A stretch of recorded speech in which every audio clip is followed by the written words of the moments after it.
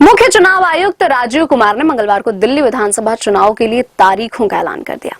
राष्ट्रीय राजधानी में 5 फरवरी को एक चरण में मतदान होगा। चुनाव परिणाम 8 फरवरी को घोषित कर दिए जाएंगे।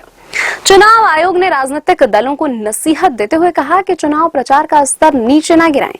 दिल्ली में इस बार कुल 1,55,24,858 वोटर हैं। इनमें से पुरुष मतदाताओं की संख्या 83,49,645, जबकि महिला वोटर्स की संख्या 71,73,952 है। वहीं थर्ड जेंडर की संख्या 1261 है। दिल्ली में 2020 के विधानसभा चुनाव की तुलना में 7.26 लाख मतदाता बढ़ गए हैं।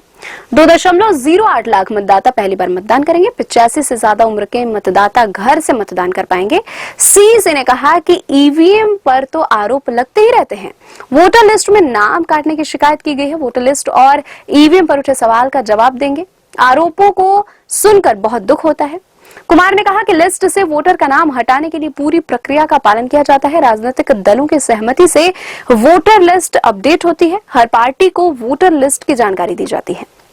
राजीव कुमार ने ईवीएम पर उठे सवालों का जवाब देते हुए कहा कि ईवीएम किसी भी तरह से हैक नहीं हो सकती है। ईवीएम चुनाव का सबसे सुरक्षित तरीका है। ईवीएम से छेड़छाड़ के आरोप गलत है।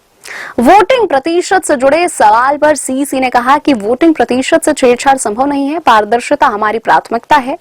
ईवीएम फुल प्रूफ डिवाइस है, इससे छेड़छाड़ नहीं किया जा सकता है। अदालत ने भी कहा है कि इससे छेड़छाड़ संभव नहीं है।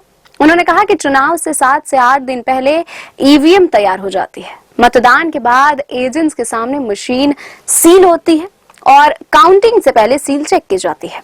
मतदान के अगले ही दिन वोटिंग प्रतिशत जारी किया जाता है। वोटिंग प्रतिशत के साथ छेड़छाड़ नहीं की जा सकती है।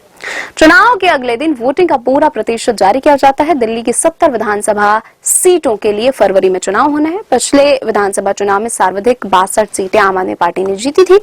दिल्ली में सरकार बनाने के लिए कम से कम 36 सीटों की जरूरत होती है।